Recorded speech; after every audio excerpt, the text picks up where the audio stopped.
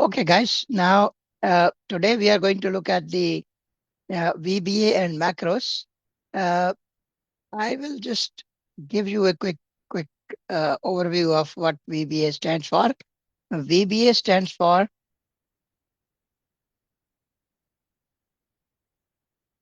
Visual Basic for Applications. Now, this is I would call an abbreviated version of uh, Visual Basic. Visual Basic was a programming language, and Microsoft actually built this language uh, in late 90s, and it was now split into Visual Basic Studio and another software. But gradually, they adopted this Visual Basic app for applications as a programming language for Microsoft Office suite softwares. Uh, you can write short programs in Excel. You can write short programs in Word and PowerPoint, and in all the programs of Microsoft Office suite. You can write your short programs, and you can automate repetitive tasks through this VBA short programs. And most of these programs are called macros. This is a very uh, powerful tool and very useful tool when it comes to creating something something on regular basis, and for which you have to go through a whole process. And if the if your data source is at one place, and the entire processes that you have to use for creation of that, for example, a particular report, if they are the process is set, you can do it one time and record that, and Excel will continue doing that every day without your intervention, and you won't have to do that again and again. So this is you can write uh, you can automate your daily reports. You can automate your data cleaning process. You can automate data summary process, and charting, and a lot of other things. Now, for Visual Basic, for applications, uh, I said you can write programs in Word and PowerPoint also. Uh, However, I never tried to do that. My entire knowledge is based on Excel VBA, and I only can write macros in Excel. Uh, VBA is it called a uh, object-oriented language. Uh, Many programming languages are object-oriented languages. Uh, if I just give you an example, what do you mean by object-oriented thing? For example, these days we are having Football World Cup. For to play football, the first thing that you need is a ball. So that's the object that you need to play football. So that's an object. Now, for that object, it can have uh, traits or qualities. Like football has to have a certain size and circumference and a certain weight and a certain air pressure inside it, and flexibility of that ball. So that these are the qualities of that ball. It can have colors also. Then you can perform actions with that football. You can kick the ball, you can throw the ball, you can catch the ball, you can stop the ball. So these are actions on that ball that you can perform. And finally, you can define that ball also. So Excel for in terms of VBA, the objects that we talk about are, if I start from the lowest hierarchy, uh, the objects in Excel are like cells. These are objects. Like this cell is an object. This cell is an object. This cell is an object. Uh, Then uh, rows are objects, columns are objects, uh, the whole sheet is an object, workbook can be an object, uh, you can have a picture or chart inside the worksheet, that can be an object. You can have a table, that can be an object. So anything you can think of that you can create inside an Excel spreadsheet or workbook, these can be your objects. Now for cells, what can you do in a cell? You can uh, either type something in a cell. This what you type can be either numbers or text. Then you can change the font of the cell. Uh, let's say I want to change this font. You can change the font size. You can change the color of this font size font. You can make it red. You can change the color of the cell background. That is fill of the cell you can change.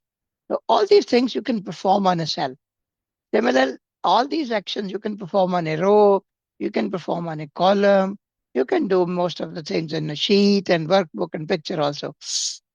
So the idea of the language is that whatever you want to perform, whatever you want to do, you will have to select the object first and then give instructions to your commands to your robot to do certain actions and certain changes on that object. Before we do anything else, I would show you where this VBA can be found. And here, if I click on this developer tab, this is the VBA command area that we can use for writing VBA commands. Uh, this developer tab, if it is not activated in your computer, in your Excel, you can go to File. No, here you can do it from the ribbon, uh, customize the ribbon, and inside this customize ribbon, here you will have the developer tab on this area. If it is not activated, you can just check. If it is not checked already, you can check and then it will be available for you. Once you have activated your developer tab, you can explore the different commands here. The very first command is Visual Basic. Then the next item it says macros. That shows if there are macros attached with this file, you will see by clicking on this button, you will see the list of macros.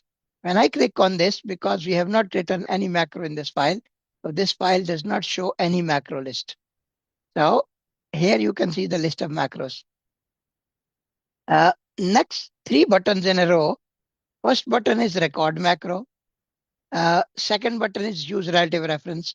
I will explain what relative reference means. The third button here is macro security. And I would like to spend some time on this macro security because this is a very, very important subject. And if you are not careful and you have not put the security level at the appropriate level, it can destroy all your Excel files in your computer potentially.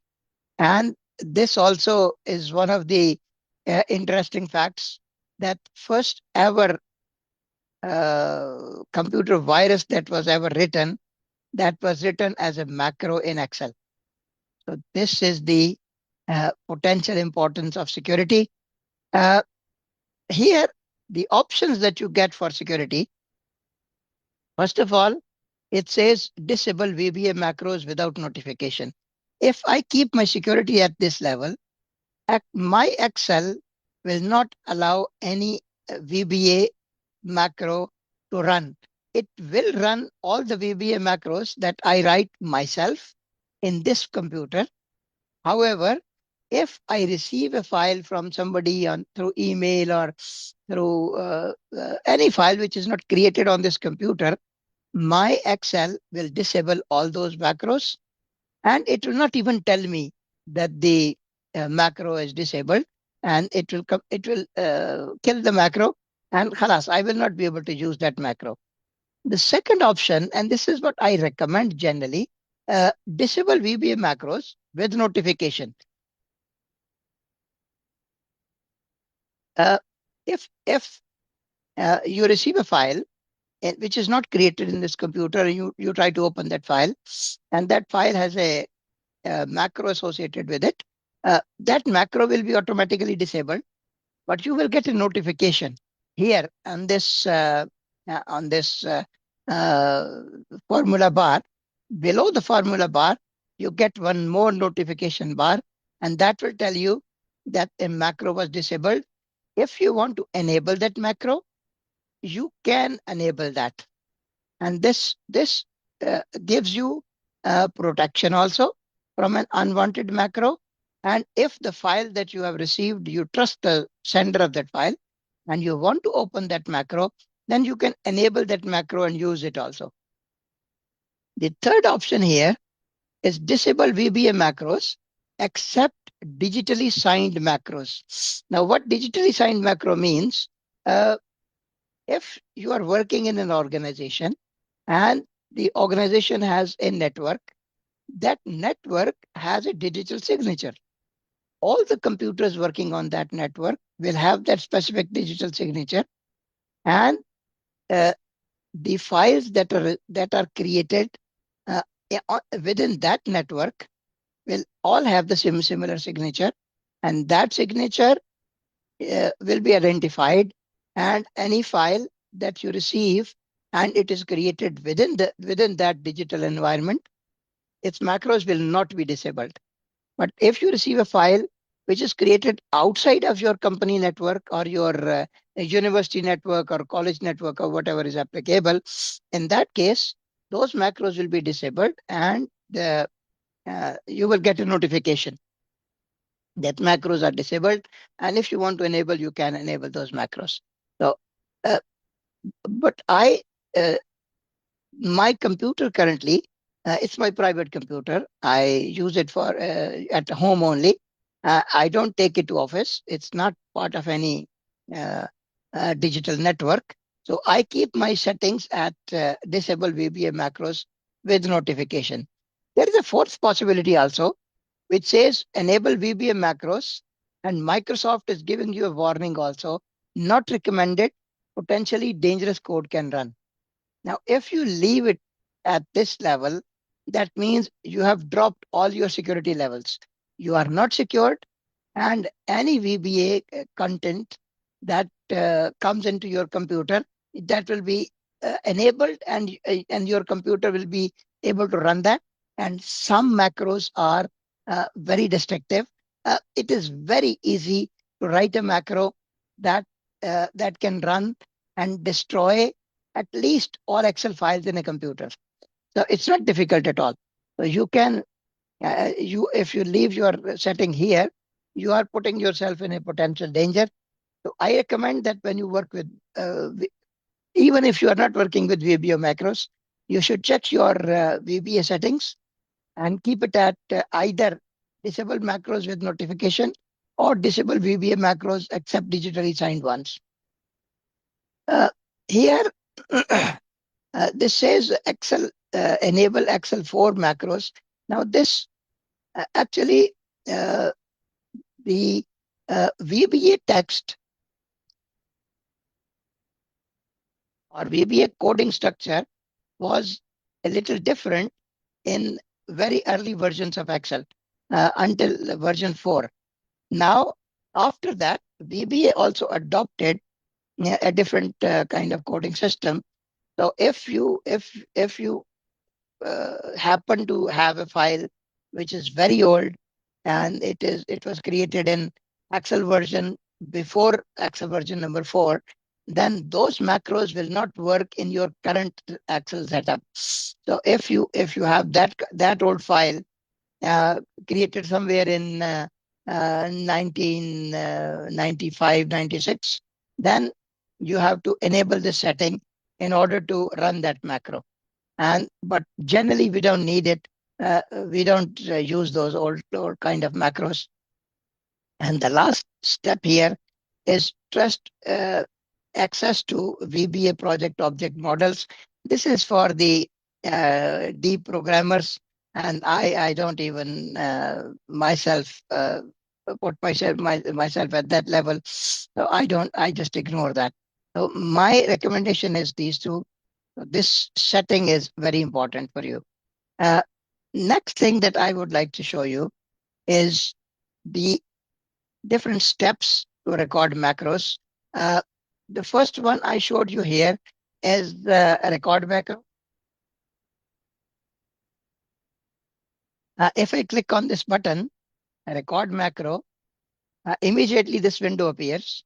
And this window uh, is asking what should be the name of this macro. This macro, if I just, it is automatically giving it a name macro one. You can put the name you like. The only thing that you have to be careful about, uh, it wouldn't like the blanks, so it needs the either underscore if you want to put a space, or no space between the words. But if when I when I pressed on record macro, this window appeared, but this button is still showing record macro. Uh, this is important to understand, and I'll come back to this subject why I mentioned this. But keep in mind, this still is saying record macro. It hasn't changed yet. Now, after the name, the next window is control plus. Now, this has to be very carefully looked at. What you want to put here, you can put a shortcut key in this, and keep in mind that you should not have such a shortcut which is already a Microsoft Excel shortcut. For example, Control plus C is the shortcut for copying, right? Now, if I put C here in this file, that Microsoft Excel original shortcut Control plus C, which is copy, that will be destroyed. That will be overwritten, and it will become shortcut for running this macro. So be careful. And most Excel gurus will tell you that do not put any shortcut with Control plus C, because there are a lot of shortcuts which are using Control plus the letters. So it is always recommended that press Shift also. And when I press Shift, that means it will be Shift, Control, and C. I will put C here, and I'm holding down Shift. So now you can see it says Control Shift plus C. That will be the shortcut key for running this macro. The next item here, next window, is asking you what is the scope of this macro. And by default, it is showing this workbook. But other options are uh, personal macro workbook, new workbook, and this workbook. This workbook is a default setting, but if you want to say new workbook, then that means after you have recorded this macro, every new Excel workbook that you will create, that will have this macro associated with it. So this will become a permanent feature of your Excel. Personal macro workbook, most experienced Excel macro writers, they do not save macros in one file. They put them in their personal macro workbook, keep it safe in their computer somewhere. When they need some macro, they will open their personal macro workbook, uh, bring down that macro, use it in their current file, and then save it back in the personal macro workbook. But for the time being, I will leave it at this macro workbook. Uh, then the last thing here is description. After you can write your description here. What this macro you are writing for? What are the things that this macro will be doing? And you are trying to create a chart out of it. You are trying to make a daily report out of it. So whatever you are trying to achieve with this macro, that you will that description you can write here, and that description will become part of your macro introduction and documentation. And later on, when you read that macro code, that will tell you what this macro you had written for. It is important to document because many times you will forget why you created this macro and what was the purpose. So you need to create this documentation. If I hit cancel, nothing changes. However, let's do our first macro here. What I want to do, I want to copy the subject from copy absolute. I want to copy it from here, paste it somewhere in the same row in this area. And while doing that, I want to uh, do some text formatting. And just for the sake of demonstration, what this is going to do. Now, my active cell at this point in time is A1, and I'm going to record macro, press record macro, and name of my macro is macro 1. I'll leave it as macro 1. I want to make copy and paste. So the shortcut I want to use is Shift, Control, and C. This is the shortcut. Uh, and this is going to be in this workbook. I'll leave it like that. And I will say, this is my first attempt at creating a macro.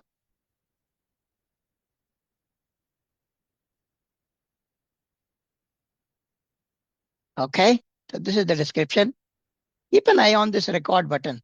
When I say OK, something is going to change. Now this record button has changed to stop recording.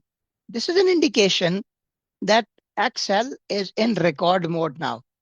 And record mode means every keystroke I make on my keyboard, every click I make on my mouse, that will be recorded. And every time I run this macro again, Excel will repeat the whole process. Okay. Now what I'm going to do, I'm going to copy this command, this cell from here, copy. I copied the contents of A1, and I just want to do something funny here. I will paste it in D5, and I go to my home tab, change the color, make it bold, and change the font to, let's say, Arial. But now I realize I don't want it here. I want to cut it from here. If I cut, if I paste it at G, go to G and paste it here. Okay. Now I go back to my developer tab and I stop recording. Now the button goes back to record macro. Okay. Now I have recorded a macro and I know my shortcut key is Control Alt, the Shift Control C. So if I delete this, now again, I want to run this macro. I want to do the whole process again. So if I say Shift Control C, what does that mean?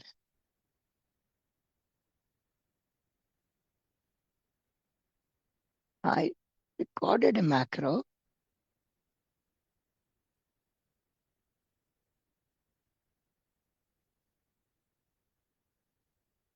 And this is our macro. Why it doesn't run? Let me try one more time to run it. Shift Control C, clip.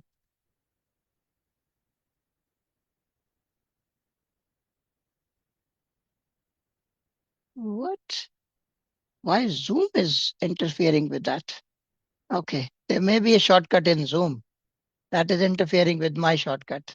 So let's see if I have other ways to run this macro. Uh, when I click on this macro list now, because we have one macro now, and I can run this macro from this. If I click on run, you saw what happened? I will undo this. I will delete this and I will do it again. I want to run it and I can run from this macro button. I have a macro. This macro I want to run and I will run this macro. So this is what macro does. The steps I performed, I copied this from here, pasted temporarily in D, changed the formatting, and then cut it from there and paste it in G. So every time I run this macro, Excel will continue to repeat this process. Now, I here is the code which Microsoft has generated for us, and this is the beauty of this macro recording process, that you don't you do not need to learn this coding. Excel will create this code for you and save this code, and every time uh, you want to run this macro, this code will be repeated. But just to familiarize ourselves with this code and how this coding works, by the way, all macro recording that I know, I've learned through reading through the code and trying to understand what this code is trying to do and what this code is trying to tell us. Uh, for example, here is the name first. A macro always starts with the command sub. Sub means it's a subroutine or a sub-program. So a macro in VBA terminology is always called a subroutine. After the sub, you will have the name of the macro. This is macro one, and a macro will always end with end sub. If when you try to create a macro, uh, actually behind the scene, the first line it writes is this macro sub, and the second line it runs the end sub, and then it keeps putting the code in between. Because if I delete this end sub, this macro will stop running. It will not work. So mm, these two are compulsory parts of my macro. Then you see the upper part, these lines here, they are they're starting with the apostrophe, and these are green color. That means this part of the code is just for the sake of documentation. It is not performing any action. This is the name, macro one. This is macro, and this is what I wrote. This is my first attempt at creating a macro. This is my documentation or the comment that I put. And then this is the keyboard shortcut, Control plus Shift plus C, which Zoom is not allowing me to uh, work with. And then you have this command, and this is the code that is working. And our first command here is selection copy. Because my active cell was A1, so what this will do, this will this will copy whatever the contents in A1 and copy those contents, then go to, this is the next destination, D5. And this is how you write a range in VBA. you write the word range, then put the brackets, and the destination cell or row or column or whatever that is, you write that with within quotation marks or inverted commas. And then you say select. Now, what happened with this code, Axel selected D5, and then it pasted active sheet paste. So whatever was copied from the active sheet, that was pasted in that cell, which is D5.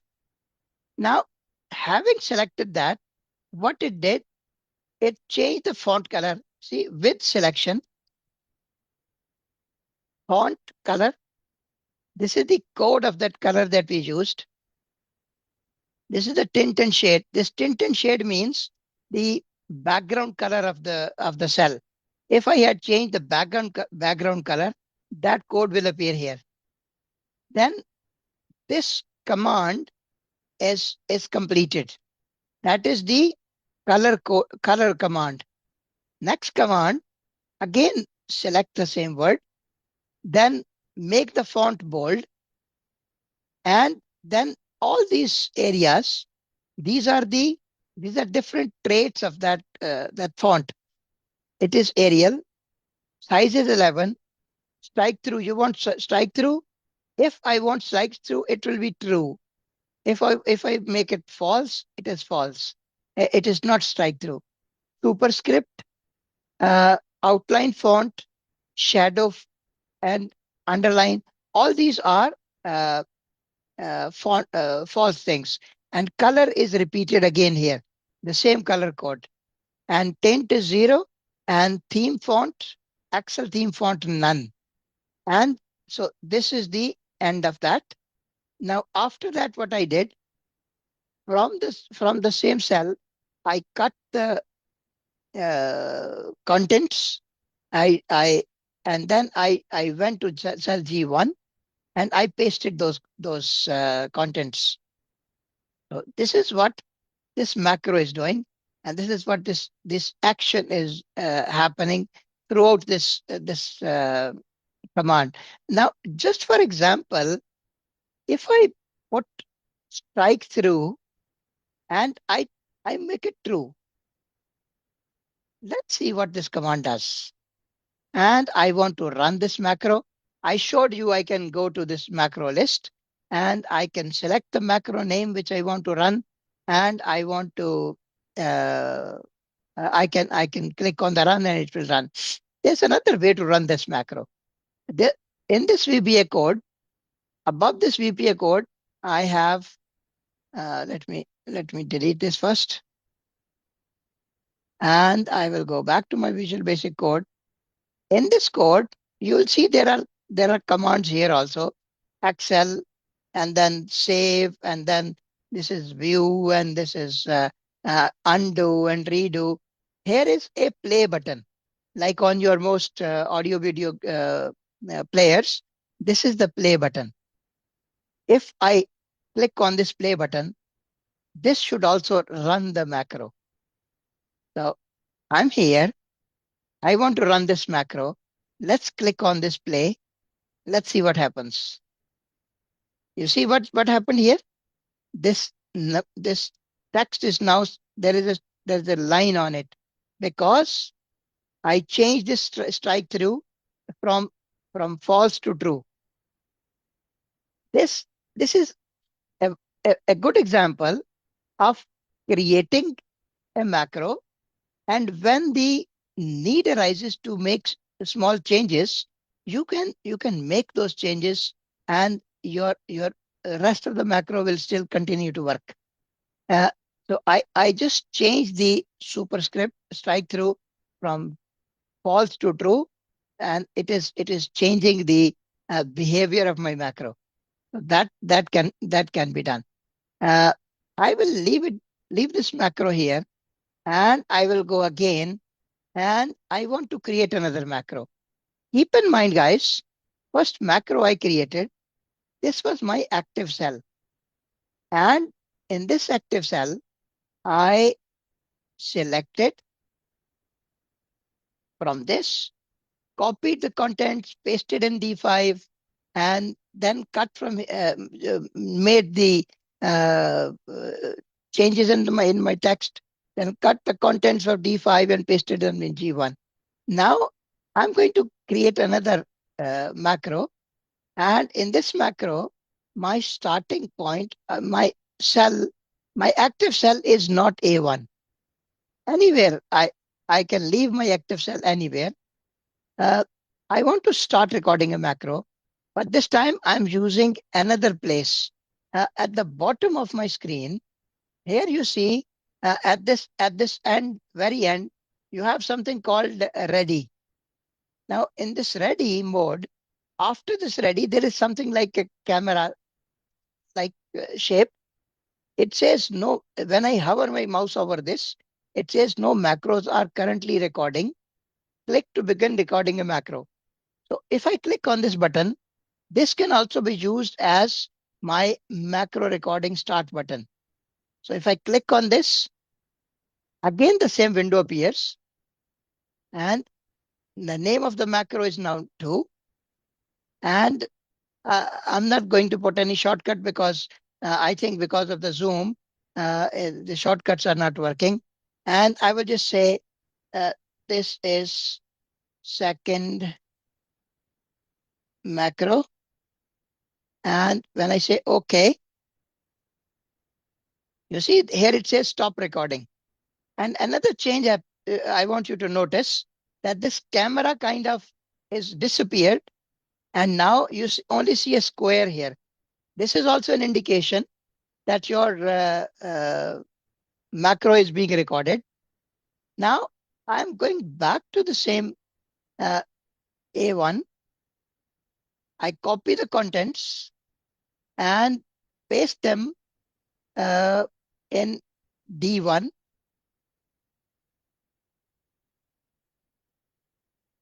And just for the sake of uh, creating a difference, I'll just change the content color code, and I might put some uh, background of the uh, cell also.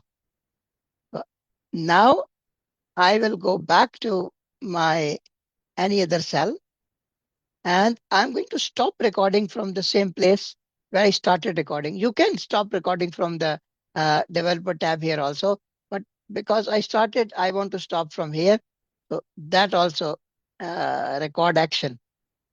Office scripts. I don't want to go into office scripts, my friend. Okay. Now my macro is recorded, and I can go to Visual Basic, and I can see here, you see, this is the second macro now, sub macro. Now I want to run the second macro. Now I want to run the first macro first. Here I am, and I will delete this and delete this also. Now if I run my first macro, here is the list of 2 macros. I want to run my first macro. If I run it, nothing happened. It just went to G1, but it did not copy any content. Why? I'll explain. Uh, but for the second macro, if I run the second macro, let's see what happens. Second macro is running. Has my first macro stopped running? Now here is the explanation.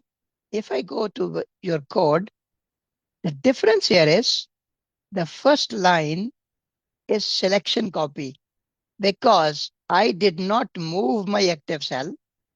Wherever it was, it copied the contents from there. But in the second macro,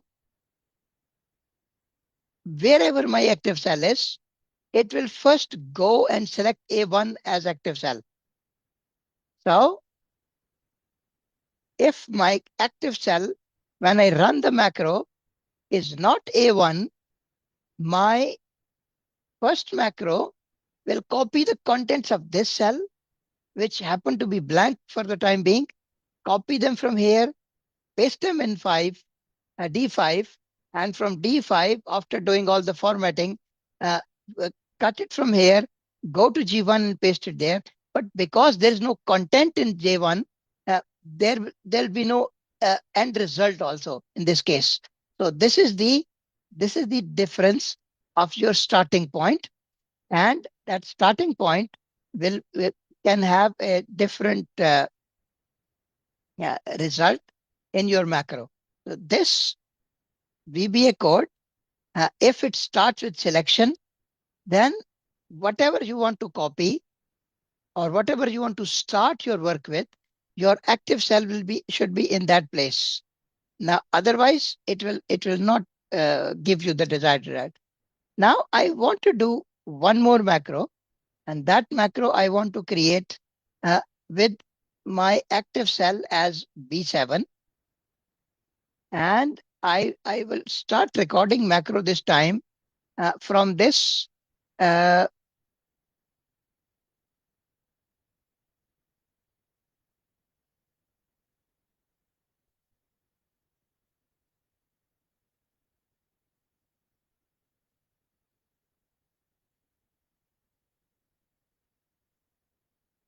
I just noticed one thing and I want to explain that. Here it says all open workbooks. So when you have multiple Excel workbooks open, this macro list will show you all the macros in all Excel workbooks, not only the one which you are currently working with. So this is another interesting feature of that. Now I want to create a macro. If I start from here, record macro, and this is macro 3, and I want to use a relative referencing. Use of relative ref. No, no, no, no.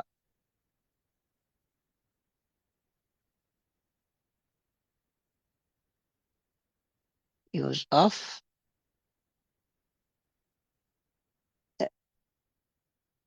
use of relative reference. Okay. Now macro is being recorded and I want to use relative reference. Now I want to copy this relative. Copy.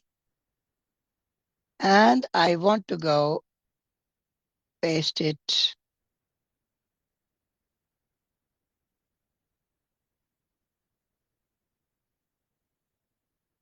Same line, 2 steps down. I want to paste it here. Paste. And just change the formatting a little bit. And bold. All right. And I will go rest back here. And I will stop recording. Okay, I started with the from developer tab start recording, but I can end here also. So I will end the macro. Now, if I go back to my list of macros, by the way, list of macros can be found here also in view. Is it view? In view also, this is here you can get a list of macros. Now, I want to run my macro. What is this? All right. If I sit here and I run my macro number 3, I want to run my macro number 3.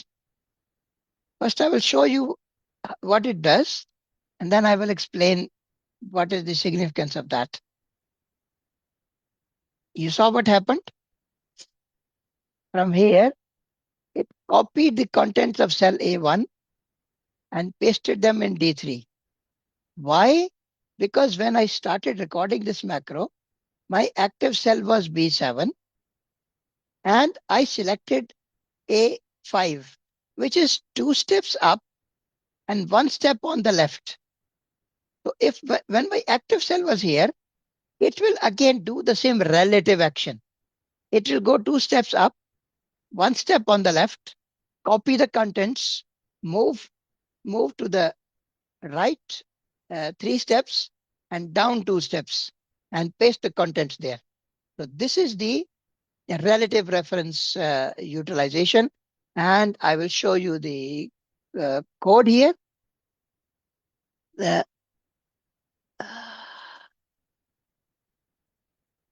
Here is my Visual Basic Code. And see, this is what is happening. From active cell, uh, offset. This is using the offset command. -2 means 2 cells above. -1 means 1 cell on the left. And what you select, keep in mind, guys, if VBA is moving within a sheet, the cell where it reaches, uh, it will always call that cell as A1. A1 of that range. So this cell I actually applied on was A5, but Excel is calling it this VB is calling it as A1. Select the contents of A1, then go to this again offset, +2 and 3. 2 means down, 2 steps down, and 3 steps on the right. If it was negative, it will be on the left. First number negative means go up. First number positive means go down. Second number negative means go left. And second number positive means go right. Where it reaches, now again this cell is being called A1, and paste the contents that you took from your origin cell and paste them there, and then change the color and make it bold, and uh, close the macro. So this is the use of relative reference. Uh, I've shown you, you can run the macros from this list. You can run the macros from the macro code from this button. You can do another action. I will delete these items here. I want to create a macro bu button. This button, I will draw this button, and it is asking me which macro I want to associate it with. I want to associate it with macro 2. Okay. This button 1, I can put the name also on it. I can delete button 1, and I can call it macro 2. So this button can be used to run macro 2. You see this macro, when I hover my mouse, this is a clickable button. Now if I click on this, it is running macro 2. One more time, it is running macro 2. Now, one last thing that I want to do in this file, it's not necessary that you put this kind of boring buttons.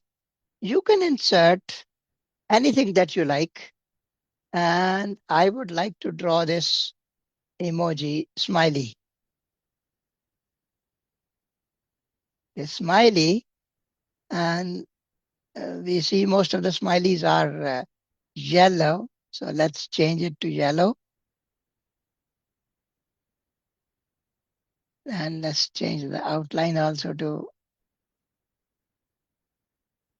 All right, so this smiley, I want to make this smiley as a macro running button. Okay. Now here, if I go to, I want to run this macro number 3, I can click on this, and here if I say, here is the option assign macro. I can assign macro number 3 to this smiley face, And now if I hover my mouse over it, you see it's a clickable smiley. Now if I go here, click on this smiley, that executes macro number 3. So this is your first lecture on macros, how to record step by step. And we are going to now I'm going to save this file. And this is also important step. If I try to save this file, I will call it save as. And this is what I generally do, introduction, and I call it instructor file.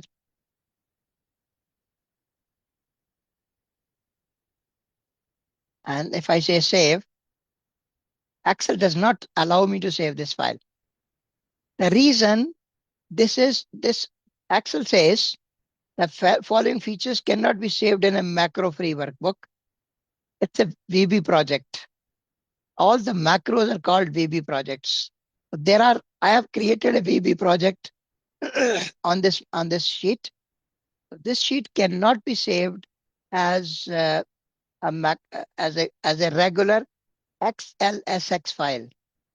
What I can do instead, I have to select XLSM, which is macro enabled workbook. So I have to change the formatting. And this also is a very good example. When you receive a file from someone, always look at the extension of that file. If the extension is XLSM, that means this file has a macro associated with it. And if you trust the person, only then open this file. Otherwise, delete the file from your computer and don't bother running this, because there could be some virus in this file, and that virus can be harmful for your computer. So now I can save this file as XSM, and this will be saved because I have given it the appropriate formatting, and this works. Any questions or comments on this?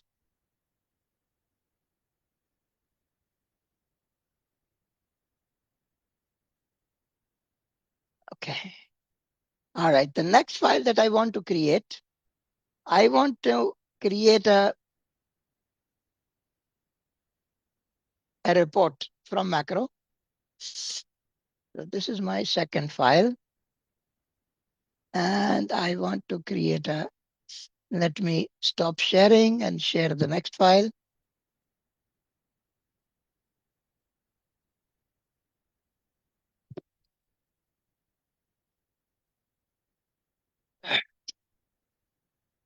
This is what I want to create in this file, guys. You can see the new file now, right? I want to create a report format. And this report format is the name of the report, date of the report, submitted to, submitted by, and I want to have the product line and the sales from that product line and the profit from that product line. I have this information in another Excel file. I will open that file also so that when we need, we can bring that information, and I will use this uh, West region.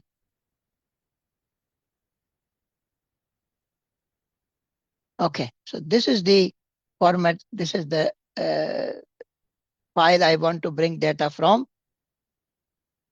Uh, I okay. So the first thing I will do, I want to insert uh, a new report, and this is my daily report. Every day I have to create this report. Okay, so I will insert.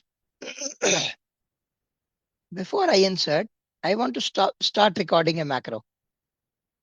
Okay, so my first action should be start recording a macro, and the name is macro 4. I will call it a daily report, and I will create a description. This macro will get data from the source file and format it into a daily report, daily sales report. So this is the description, and I say, okay. See, I did not put the underscore, so it does not allow me to use this name, and I will put an underscore here. Now that should be acceptable. Okay. So my macro is in recording now. You see this is showing as a blank square and the camera shape is now not there. The first action I'm going to do is I'm going to click on this plus button, add a new sheet. We are on a new sheet. On this new sheet, I will write the name of my company, and I always like to write my dream corporation. First, name of the company, name of the report.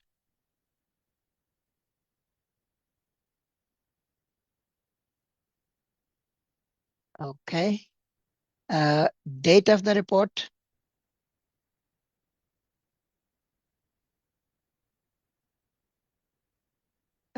submitted by,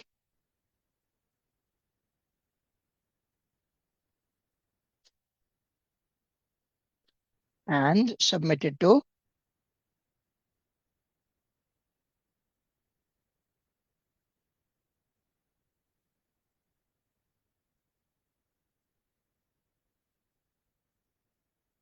All right. Now I want to write the answers to this. Name of the report is daily sales report. Date of the report. There is a very interesting fact. I don't want to type the date, but what I want to do,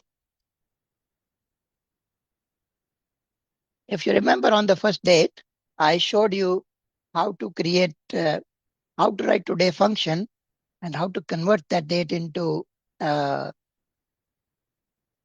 a hard coded date. So what I'm going to do here, I'm going to write today function, and on this in this today function, I will control enter. This is the date, but my active cell is still the same where I type the date. Now I want to copy this and I want to paste this as a value. Now what has happened? This VBA and my macro is recording all the steps. So if when I see the date, this will look like as a hard coded date. But tomorrow, when I open this file, this will still show me uh, 5th of July. However, when I create a new report, that will have 6th of July, not 5th of July. That's the purpose of recording all the steps. So it will first, what macro will do, first it will insert the today function, then convert that date which is executed from that today function into a hard coded date. So every day we will have a new date and new report. Now submitted by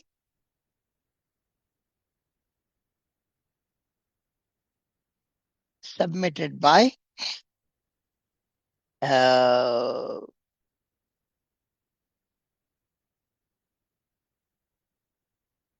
Miss Genius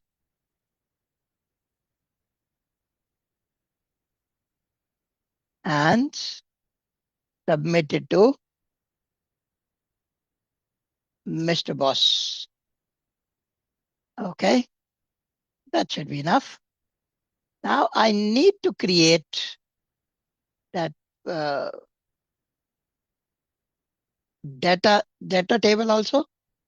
So we have the product line,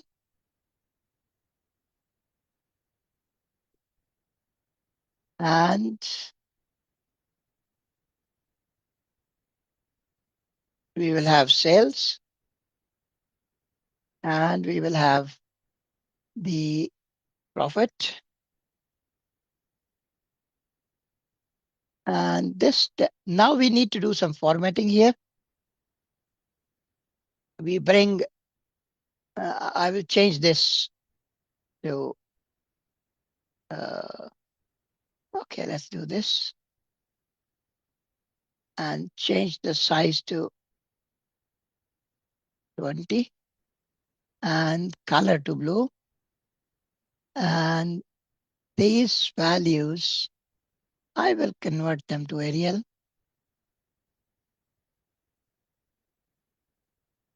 And 12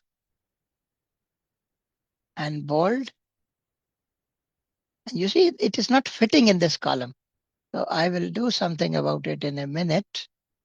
But first, I want to convert them into, again, Arial. And I'll leave it there. I'll not make it bold. Uh, for the product line and sales, I want to make them Arial and 12 and bold and bold. Now I want to make this uh, column as auto fit, or I'll not go with auto fit. I will just change it to column width to 15. Let's say okay. It's not enough, but we'll work on it later on. Now I want to put a border around this, and I want to bring in data, and I want to bring data from the another open file.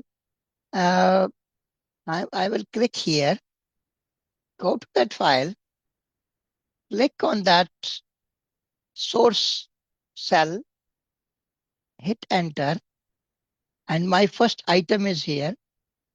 This item, I the problem with this item is it is showing me the file name and the path how to reach to that file, but the cell reference is absolute A4. This I have to change only. I will make it dynamic, and I will go with this and copy it down,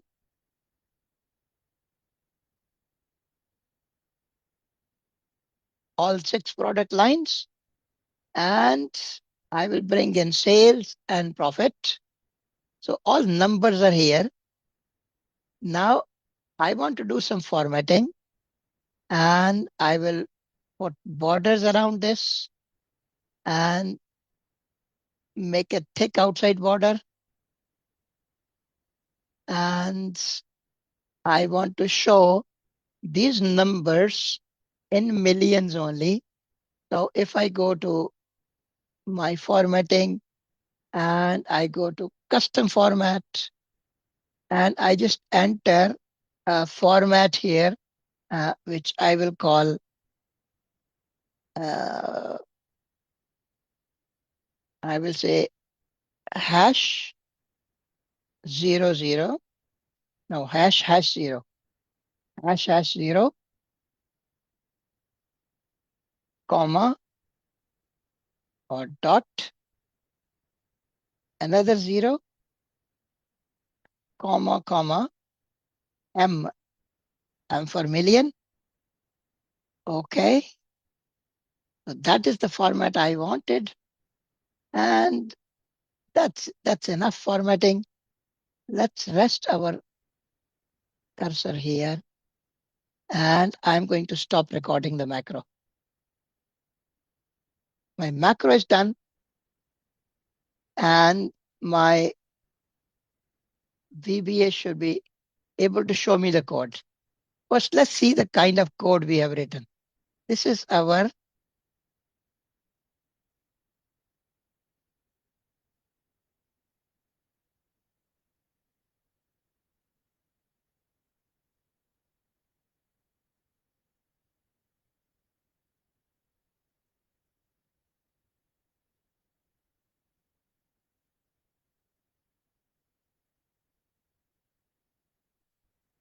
not record this macro. Why?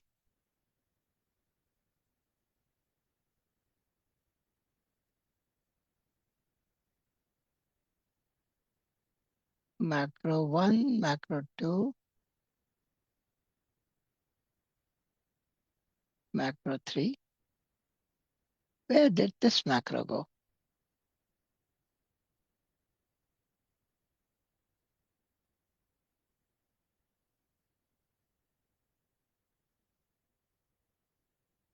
This is the macro. This is this macro, guys. And you see the kind of code we have written here? We This is the code which VB is using to create this macro. This is daily report and daily report macro. This macro will get data from the source file and format it into a daily sales report.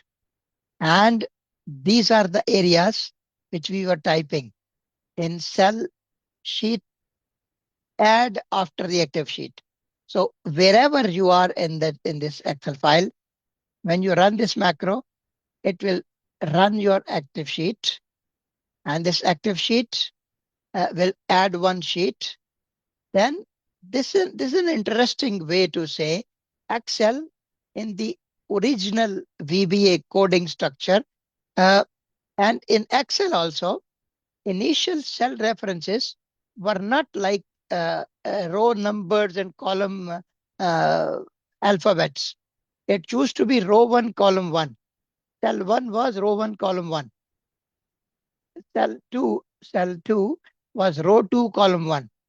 So this VBA is writing the same notation here. And in this row 1, column 1, that means cell A1, I have typed my dream corporation.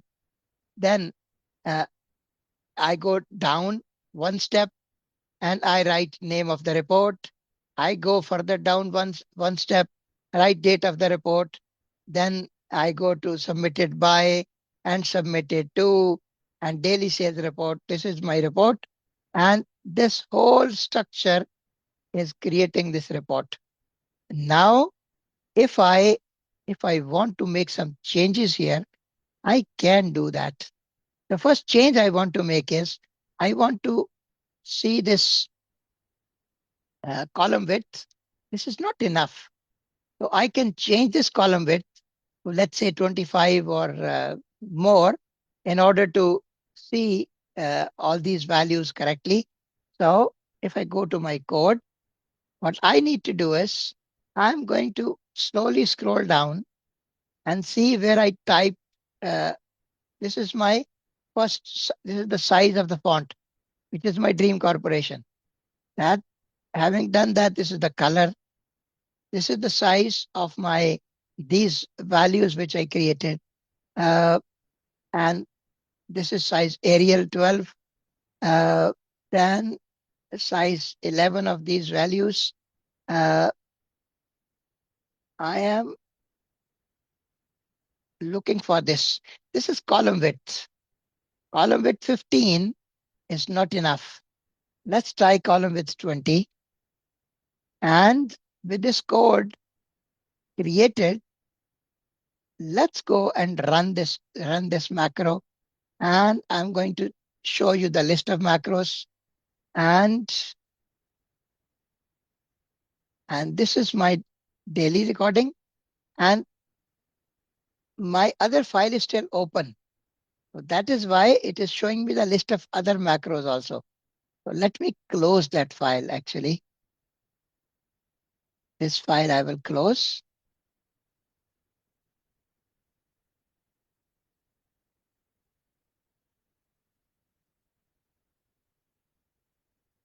Okay, now it should not show me that those macros. And here is only one list of one macro, and I want to run this macro. If I click on this run, watch the screen. See what happens. Here is your report. All the steps performed, and the report is ready. But still, my size of column A is not wide enough. First, name of the report is not fully showing. I can step into this macro again. And if I go to, I will find again where I entered that 20, and I will change it to 25 maybe.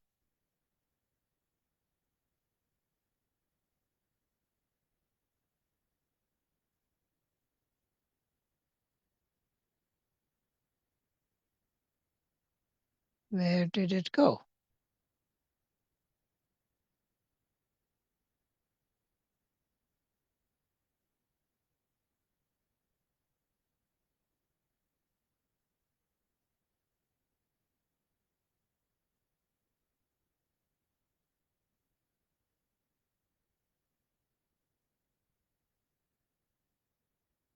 Here, I'll make it 25, and we will run it from here.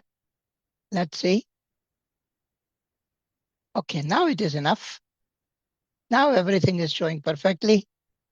We have we have the data, we have the date, my daily sales report. This is the date submitted by Miss Genius, submitted to Mr. Boss, and we have the data.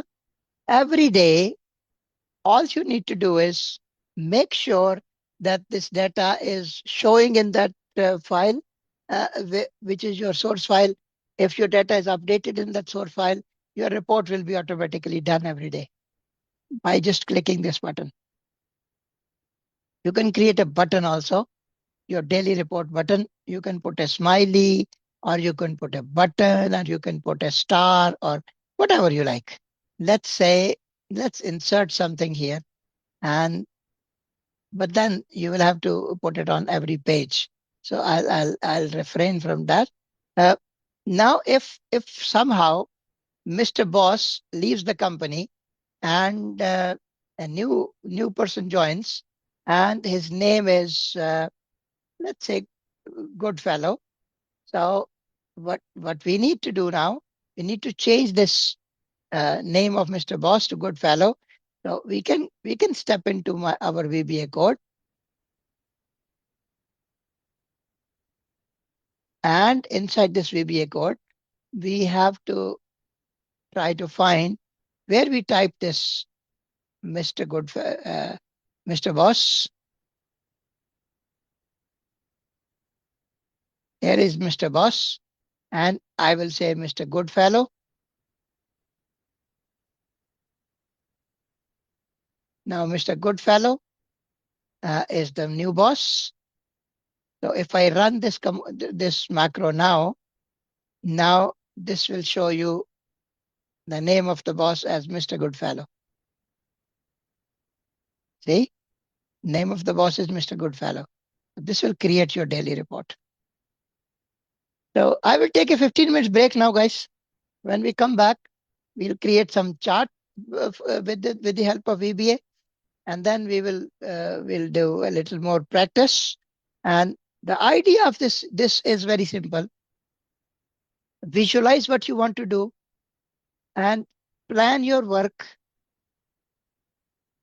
make your source ready, and whatever you want to do repetitively, just do it once, save it as a macro, and Excel will do the rest for you for rest of its life, as long as you want to continue with that report uh, or with that action. Excel will continue to do that.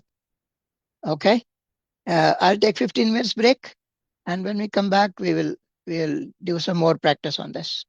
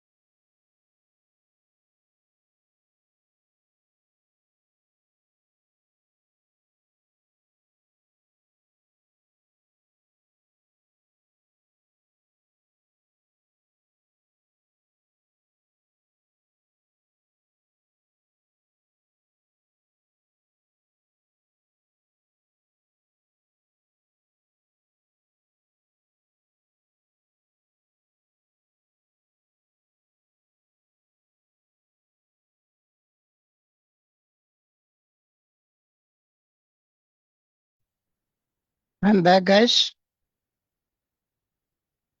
Let's save this file.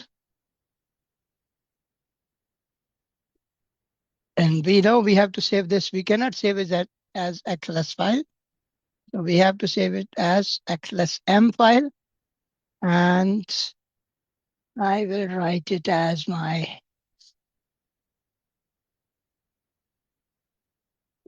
instructor file.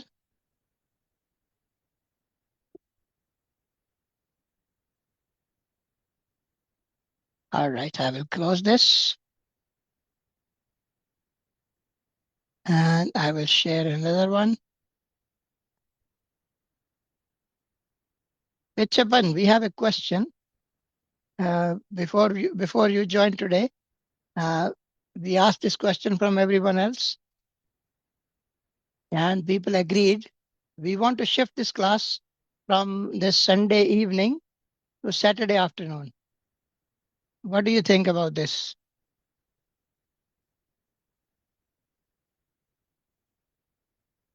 Pichapan, I have this question from you. Everyone else agrees. Are you there? Can you hear me?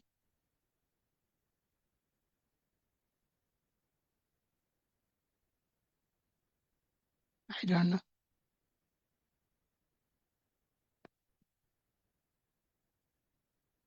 All right. I'm going to create a chart, and this is the chart that we have to create. My boss wants this chart to be like this. So if I create a chart from this range, if I insert a chart, and the chart I want to insert is a combo chart actually. I want to create not from here.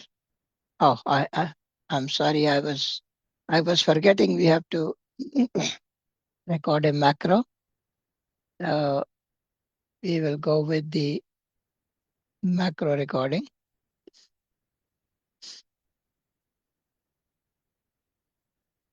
First of all, start recording a macro. And this is macro number 5. It's okay. Macro number 5, I don't mind. To record, to create a chart, and okay. Now, if I select this range, and if I go to my combo charts, I want to create a chart like this.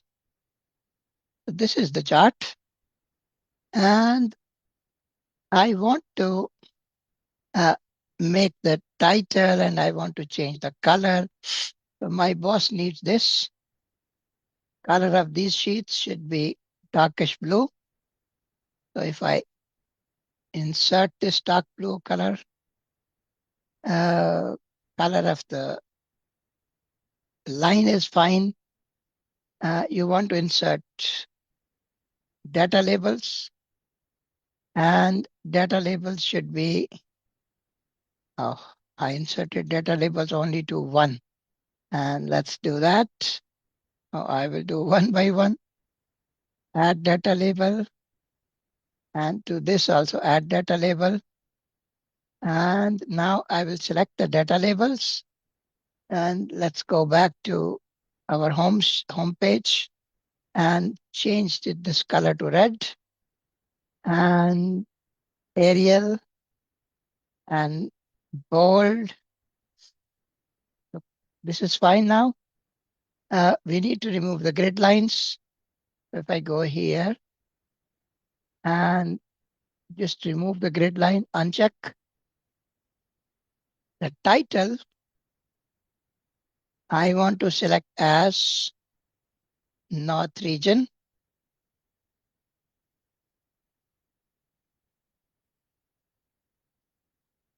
North region.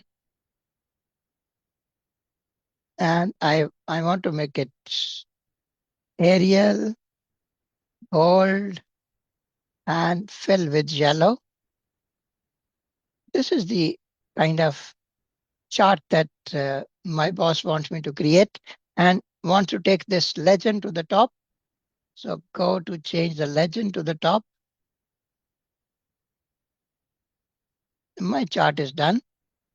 I will rest my mouse here and go to stop recording. Now my chart is done.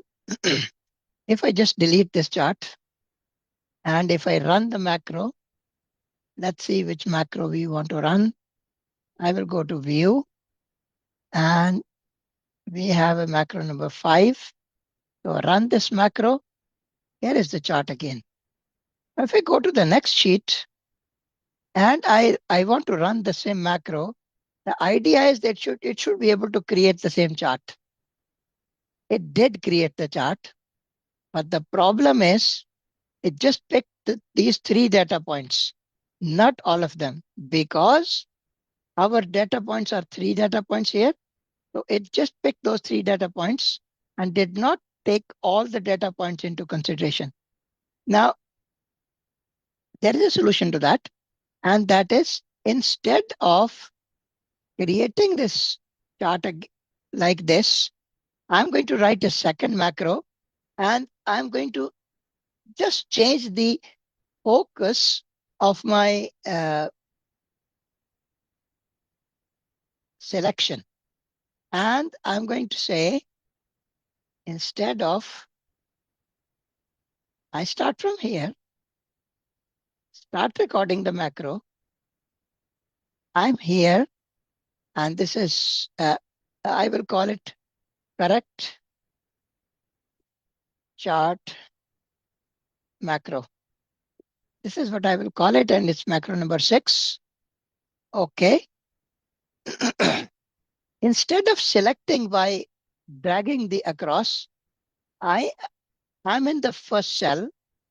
I hold down shift and control, press down arrow and right arrow. And the rest of the entire process is going to be the same. I'm going to insert a combo chart. Same chart is added. I want to change color, format data series, change color, fill to this darker blue, add data labels. Data labels are added. Make them red and bold and Arial. Go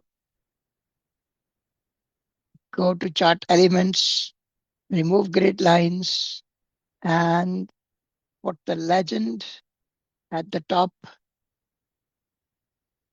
Uh, change the chart title, and I will call it again North Region.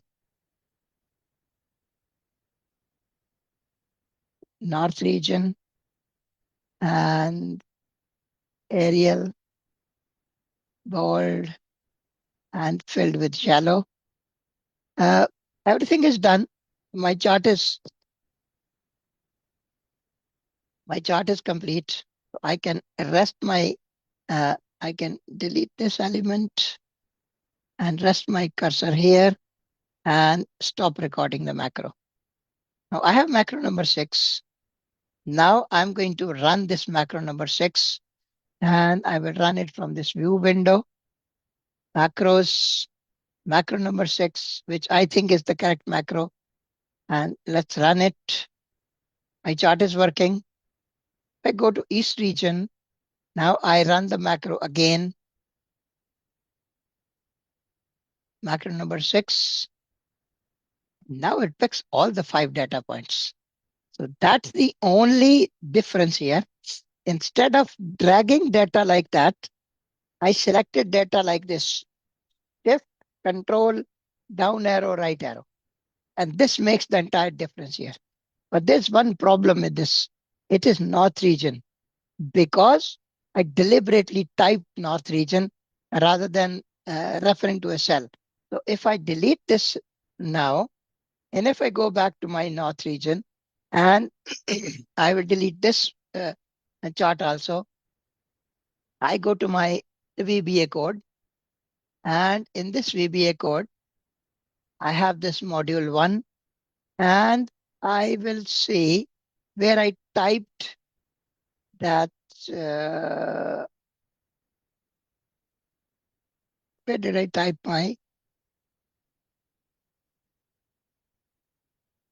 This is the second one. This is the macro I'm looking for. And in this, I have typed somewhere the north region. Uh, where is that north region?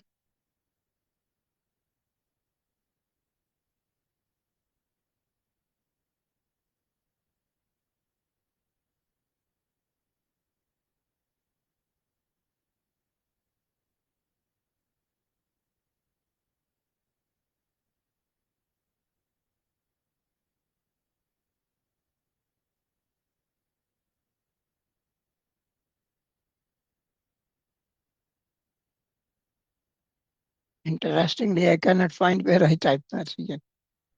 There it is at the top, at the center, actually. And There. Yeah, here. Yes. Very good. Now here, instead of this north region, what I want to do, I want to change this part of my code. You know, uh, sometimes I like to do this. I'm not sure what I'm going to do is going to work or not. So what I will do, I'm going to make a copy of this range, this line. Just simple Control C, hit enter, and put this again. Now this line is duplicated. Now I'm going to change. I'm going to make one line. I just put an apostrophe here, and that is this part of the code is now green. That means this is not a working part of my code. This still remains working part of my code. And I can demonstrate this. If I run this macro, it will create the chart again. Here is the chart. So now I want to change this part. So if I go back to my code, this north region, I'm going to delete this north region. And here I'm going to say range. And this is how we put the range. And within apostrophe, within inverted commas, I will say A1, and that is the range. Whatever is in this range, that should become part of my chart now. And now if I run this macro, let's see what happens. I want to run macro number 6, run, and it is picking the north region, but I'm not sure what it is picking from. Let's go to the next one and create this chart from the macro number 6 and run this macro number 6. Now it is working perfectly. East region. And if you like, once I have made this change and I've tested it and I know it is working fine, I can delete this and I can, this line, line of code now is changed and replaced. If my replacement was not working, I could have deleted it and removed that apostrophe from the original line, and that will continue working for me. So this chart is now ready. I can do the next chart, run the macro. This chart is done. And finally, if I run the macro, this chart is also done. Oh, I ran, I think, the first macro. I ran macro number 5. Yes, I need to run macro number 6, and that is our macro number 6. So every macro is working perfectly fine, and it is giving us the kind of result we are looking for, and everything is there. Any questions or comments? Okay, now I will save this file, and we will have one very interesting function, creating and formatting a chart.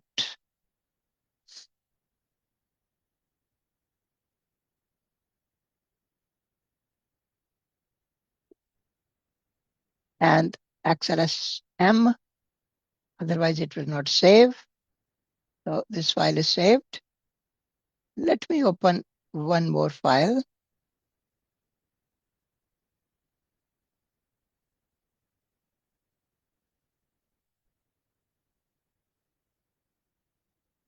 Okay.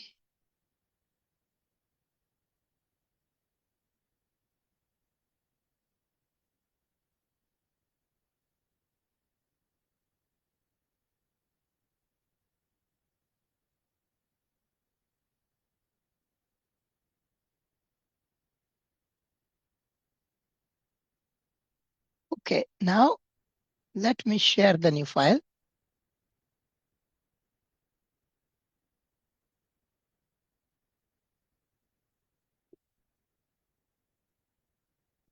I have opened a blank Excel file. What I actually want to do in this file, I want to create a function in it.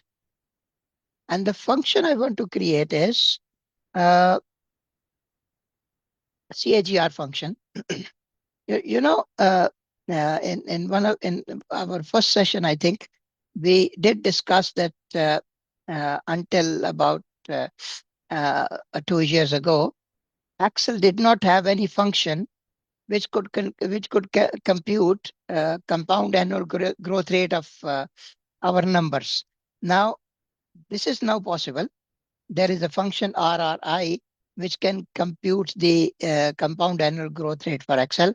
But I want to demonstrate this ability of Excel to create any function that is not available in Excel's library. Let's create some data points here. We have uh, begin value. This begin value is, let's say we start with 50 million.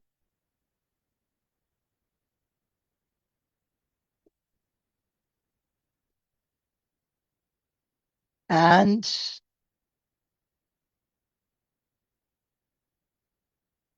we want to achieve ending value of 100 million.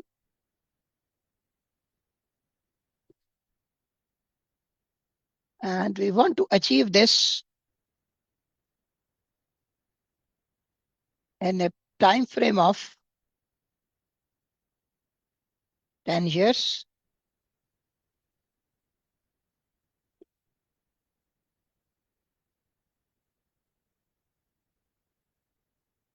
What should be the compound annual growth rate that will give you this result? It should go from 50 million to 100 million. Now, as I said, CAGR, compound annual growth rate, the function we use these days is RRI. This RRI function, you first give number of periods, then you give present value, and then you give future value. And that is your RRI function. And this is your compound annual growth rate, which is 7.18%. Now, before this RRI function was available, we had a mathematical function, a mathematical formula that helped us to calculate this CAGR function. And I will write this mathematical formula here. And that formula was, we had the, let me think, I haven't used it in quite some time.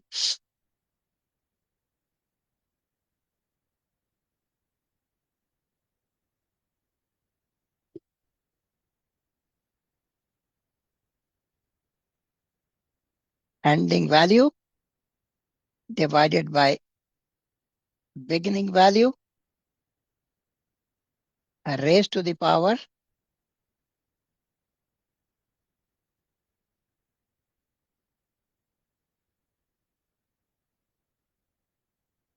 this P, which is the number of periods, minus 1. I will test this function first, and then we'll move further. Now, if I try to calculate CAGR, again, with the help of this formula, this will be something like this.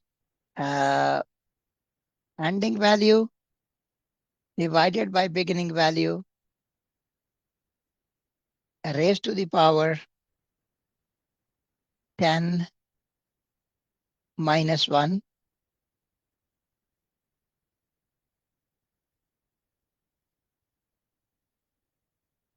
And it's not some.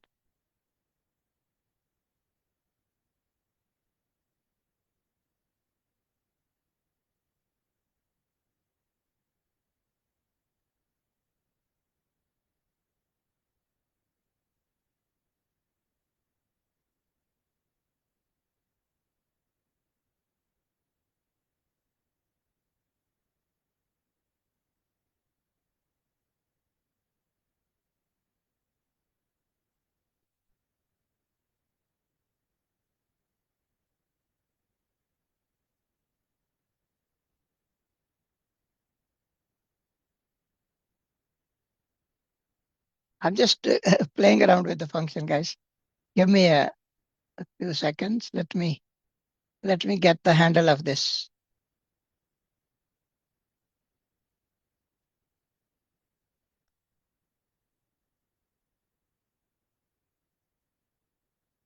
Yes, it should be 1 over P. Yeah, this is where I was getting confused.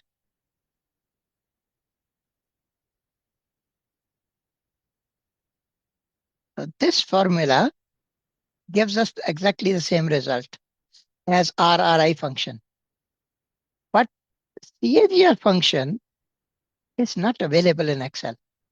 If I try to type, for example, here, CAGR, we don't get CAGR because CAGR is not available in Excel's library of functions. Now, what we are going to do, I'm just using this CAGR as an example. Uh, you may have some complicated engineering function or a statistical function which is not available in Access library, or maybe you are calculating some tax based on your country's tax laws, and that is a complicated formula. Whatever situation you are faced with, uh, what you need to do is you need to have that formula uh, available for you, and you can convert it into an Excel function directly. And this is what I'm going to do. I've copied this formula. I'm going to go to Developer tab. I'm going to insert a Visual Basic code. And I don't need this code in this file. I, I will close the other file so that it doesn't disturb my Visual Basic. I don't have any code in this file. Now what I'm going to do, I'm going to say insert a module. And here is Excel is opening the area for me to type my code. And now the code I'm going to type here, I'm not going to start with sub because sub is for a subroutine. I'm going to write a function. If I write function, VBA will immediately know that I'm trying to create a function, a formula. So function, and I will call this function as a CAGR, where I'm going to define the variables P, which is the first variable in the RRI function also. P as period. Now, I will call it as single. And single means I'm telling VBA that I want to use a variable which can be a whole number, and it will not go beyond 72,000. We don't calculate the uh, CAGR for 72,000 years. It will be up to 9, 10 or something. So if I say define P as single, that is only uh, indicating to my VBA that I'm using a small number. Next, the second uh, value that I want to use is for the sake of consistency in the formula, I'm using BV. Instead of present value, I'm using beginning value. And this beginning value can be any number. It can be numbers in millions. It can be numbers in billions. So I will say BV as double. Anything beyond 72,000, I have to say double so that the actual VBA memory allocates a larger memory packet for that variable. Third value I want to say, this value, EV, or ending value, again as double. And this double, I've defined three variables. Now I have to define my CAGR function also. So what kind of result this CAGR function will be, and that will be single. Okay.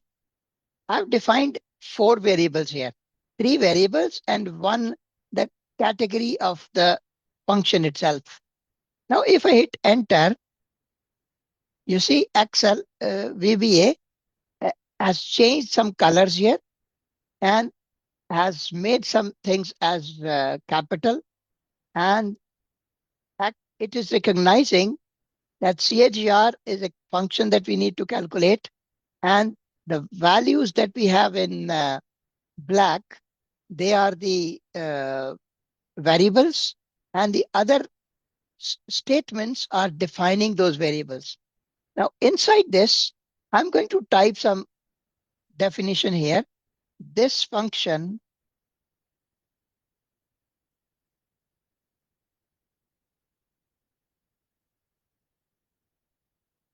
will will help in calculation of CAGR, or you can write compound annual growth rate also, no problem. Okay. Where? Now we are defining now. You know, in mathematics, things are to defined. Where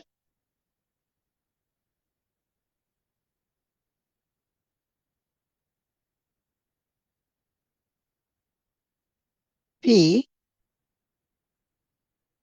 is equal to number of periods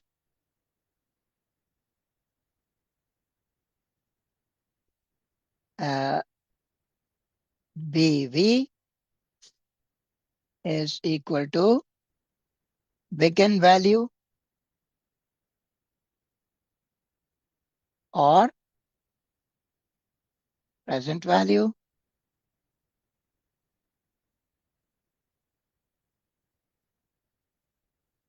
EV is ending value or future value. Okay, now this is the explanation of my function. When I come back and I want to read what this function is doing, what are the variables that we have to enter, this is what it will help us. Now I'm going to say CAGR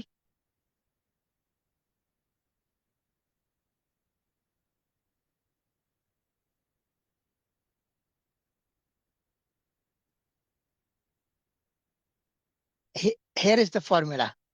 CAGR is equal to this. Okay. Now my function is done. If I close this now, I want to test. I want to apply CAGR function,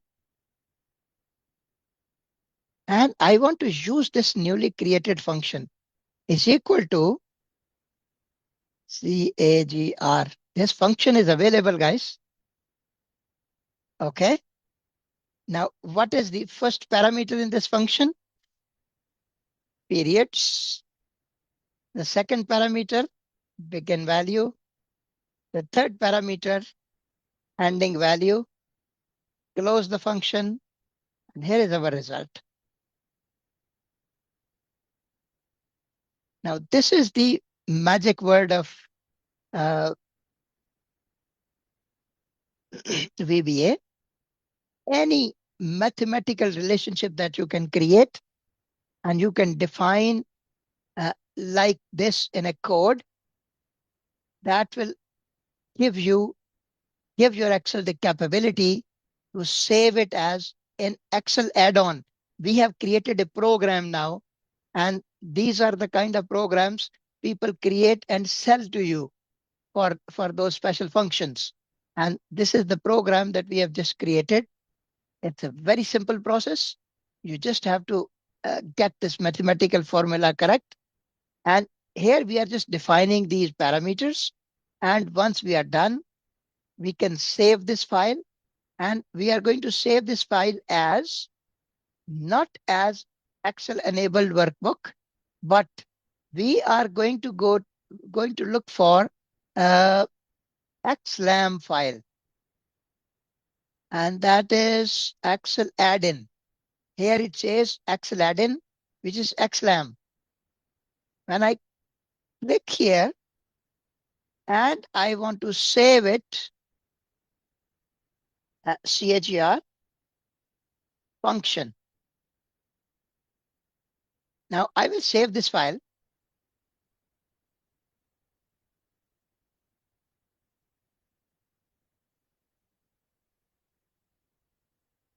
File is saved.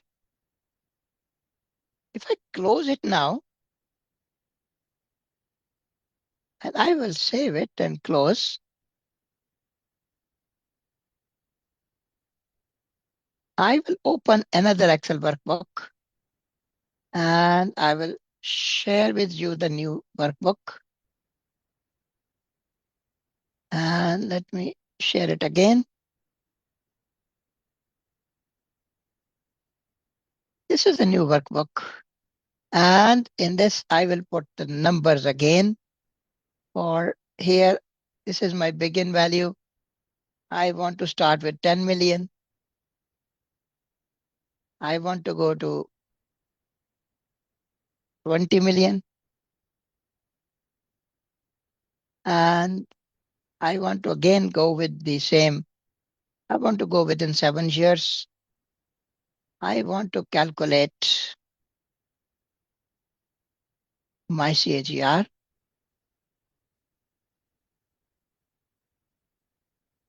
I want to calculate CAGR here, and I use function CAGR. It's not available.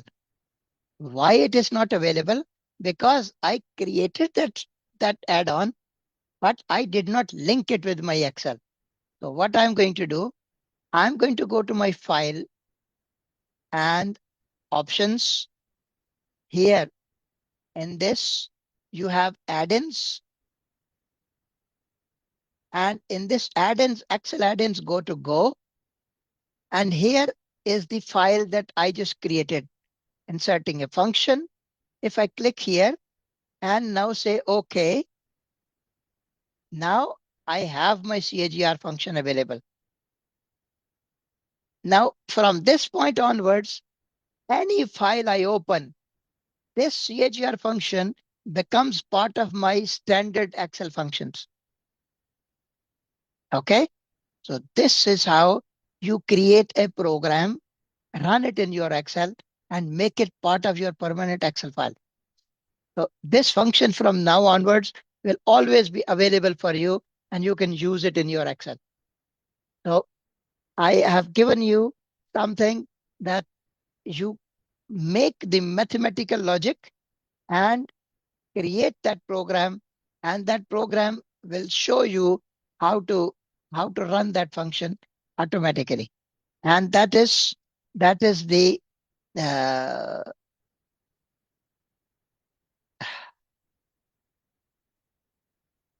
this is that function now. I did not write it in this file, but because I have made it part of my Excel, so this function is available for you. And this is very simple. Only this one line of code and one line of definitions. That's it. The remaining part is only explanation, nothing else. This part is the definition of our code, our inputs, and this is the formula that Excel is going to apply. And that will give you the capability of a new program in your company. I hope this is clear. I will go with I will do two more things. One, I want to create uh, one chart with the help of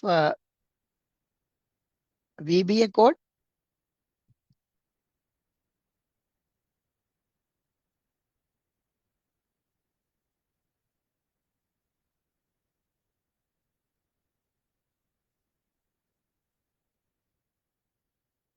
This is a flexi chart that we want to create.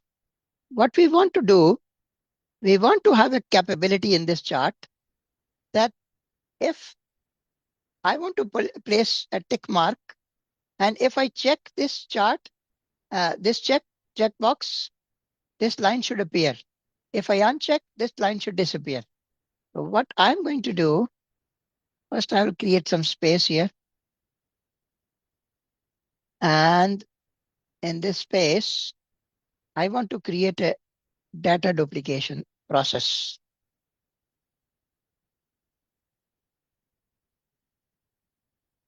In my VBA code, here, inside this treasure chest, here is a checkbox. If I click on this checkbox, I can draw it on my chart. You see this small checkbox?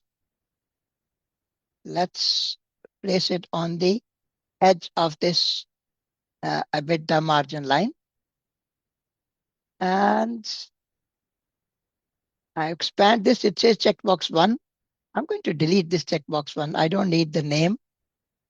So I will squeeze it back. I have my checkbox. I want 3 more checkboxes. So if I select it, you see it is check and uncheck. Now I am going to create 3 more. So hold down Control and B, 1, 2, and 3. The third one, the fourth one actually, I'm going to place on this line. I will hold down Control and select the other 3.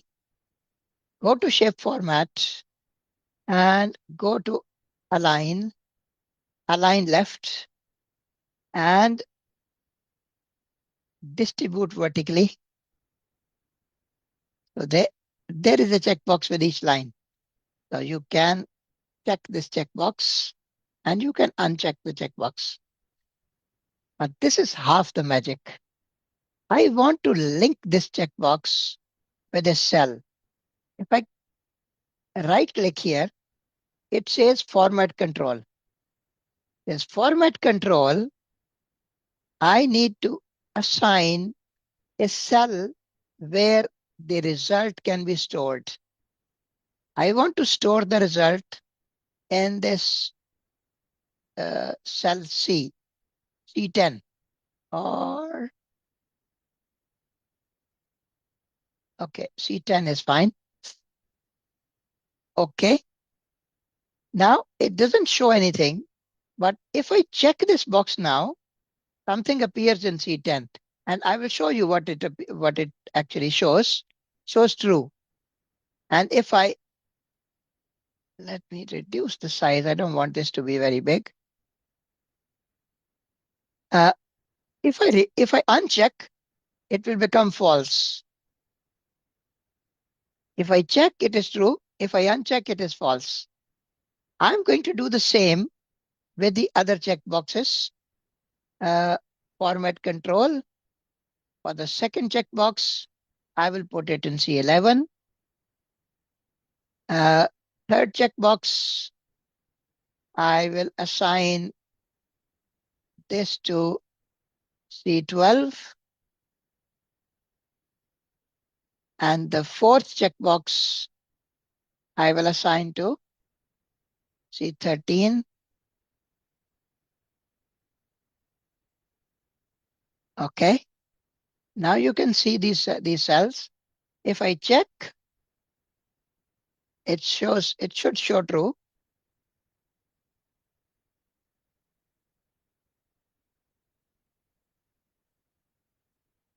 And if I uncheck, it should show false. Now this is the magic we want to create. I will check them all. Here I'm going to write a function, and I say if this cell, then give me this format. Else, give me 0. Let's see what happens.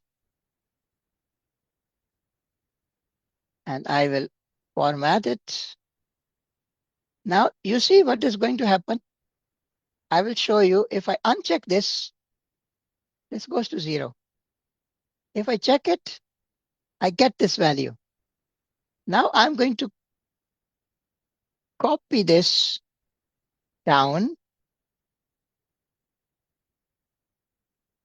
but this C10, I want this to be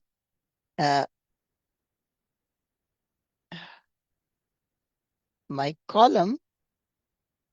should be column should be absolute, row should not be.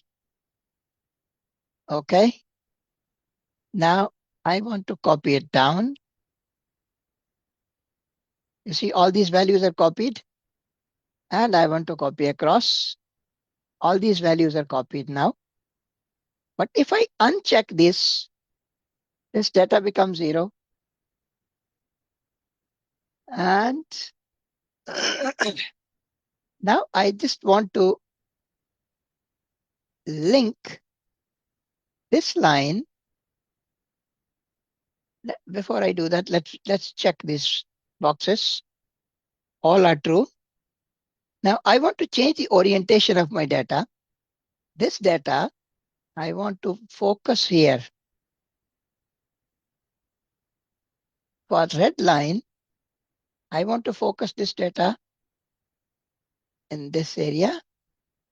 This green line should go to this line, and this purple line should go to this line. I have created this area, this chart. These checkboxes, they're independent. They are not linked with my chart. If I move my chart, they don't move with the chart. So what I need to do, I want to select them one by one. Oh, holding down control, select all the 4 and select the chart also. Go to shape format and go to group and group them together. Now, if I move the chart, the checkboxes move with the chart. And I'm hiding that additional data that I just created. Now, if you see, here is the magic. You want to see you don't want to see this blue line, just uncheck it. Blue line disappears. EBIT disappears. PBT disappears. PAT disappears. Whichever line to see, you want to see EBIT only, here is your EBIT. You want to see PAT, here is your PAT. You want to see EBITDA, which line you want to see, just check it. The line you don't want to see, uncheck it, and that will disappear. This also you can use the VBA capability of these checkboxes, and that can give you this flexibility. Now, I want to do one more, and that is I want to create graphics user interface, and that user interface, again, you might have seen these kind of things in some websites. So we will create this here, and that will be the end of the session today. I will save this file, save as instructor file. Now, interestingly, this file does not have any VBA code, but we use the VBA capability to create this chart. So I don't need to save it as XLSM.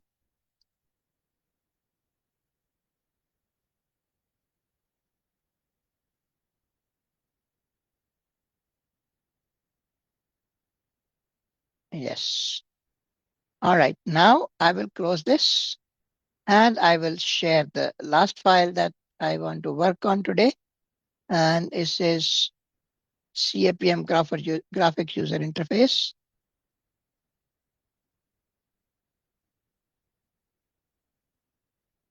Okay.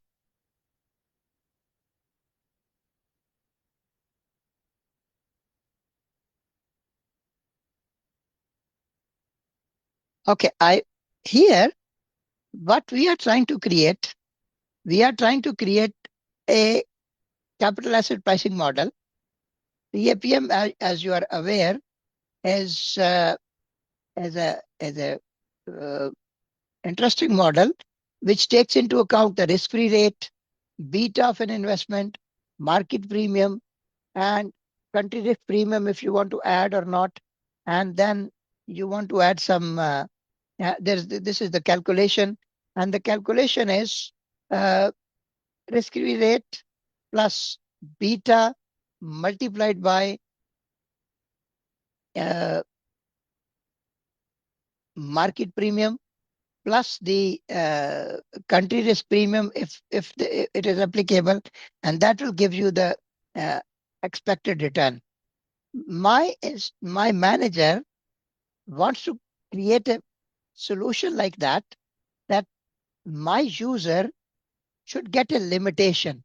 My user should not be able to enter any value, but I want to give a range of values to my user, which user can enter. So for that purpose, we are going to again use that treasure chest in our developer tab, and we are going to bring in uh, uh, a scroll bar. And this is the scroll bar that I'm going to bring in, and I'm going to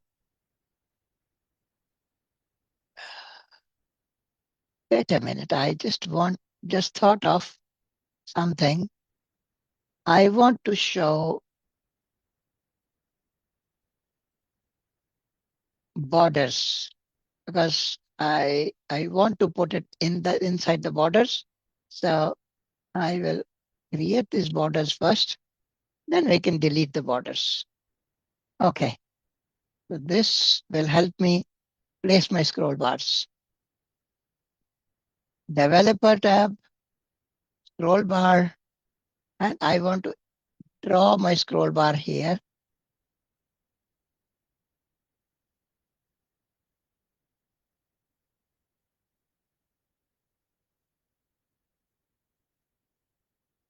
That's enough.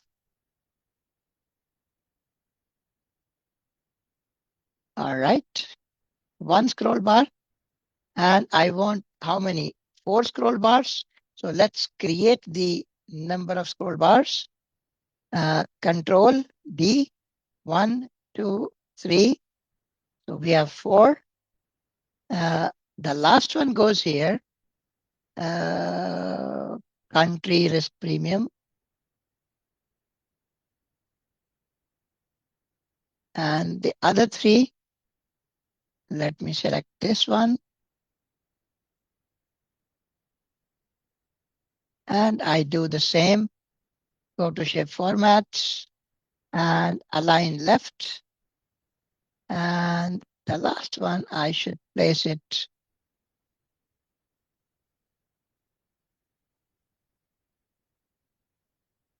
in this and this one. So we have our scroll bars, and you can see the scroll bars, they work. When I click on them,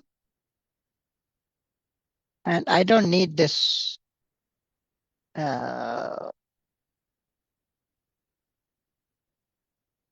borders now. So I'm going to delete the borders. No borders. All right, our scroll bars are there. Now I want to put in a checkbox. This checkbox, I want to insert the checkbox here. So the checkbox I can bring in from this developer tab also. But now Microsoft is giving us another very dynamic checkbox. So I insert this checkbox here, and I can put it on this end of the cell, or I can leave it in the middle. And this checkbox is also checkable. And when I check, this becomes true. When I uncheck, it becomes false. So the first thing I want to do here, I want to say is equal to this cell. So if I check it, it becomes true. If I uncheck, it becomes false. This is number 1. And here, my risk-free rate is 7%. I want to give my user a flexibility to bring it down to, let's say, 4%, and maximum jack it up to 15%. So for this scroll bar, I will go to format control, and current value is 0. I want minimum value as 4, maximum value as 14, and incremental change. That means if I click on the end of the scroll bar, it should take jump of 1 number. And page change, I will put it as 2. And I'll show you what this 2 means. And where I want to see the impact, I want to see the impact in this cell here, next to this. Okay. So with this, what is going to happen now? You see, if I scroll on the scroll bar, it keeps changing. That's what it is doing. And that's what it is supposed to do. When I click on the scroll bar, it takes a jump of 2, not 1. So that is the idea of the page change. So we have these changes. Next scroll bar is for beta. And for beta, I want this to be minimum 0 and maximum 100. And page change 10 is fine. And I want to associate it with this next cell. And you can see if I click, this beta moves from 0 to 100. That's perfect. For the market risk premium, says 3%. Let's say we want to go to market risk can never be below 2% or 3%. So I will, let's say I start with 2 and go maximum to, I'm just thinking, instead of 2, it can be 2 to 12. Let's say we will put 2 to 12. So format control, minimum value 2, maximum value 12, and I incremental change 1, page change 2, and the associated cell is this one. So this is our market is premium. I am kind of tempted to shift. I'm removing this, and I will put this checkbox here. I'll show you why I'm doing this. I will insert checkbox in this cell, and here it should be D5, not F5. So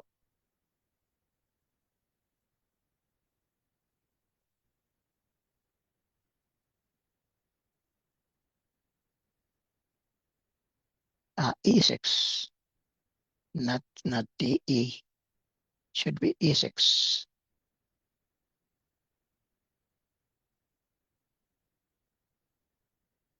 What's wrong here now?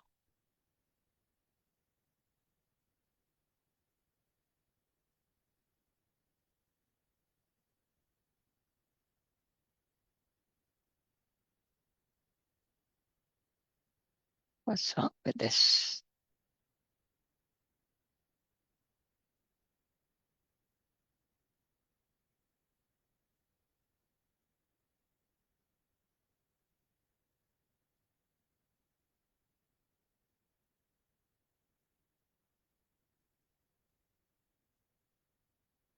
I think I know what is happening here. Yes, it has a formatting problem. So it is false.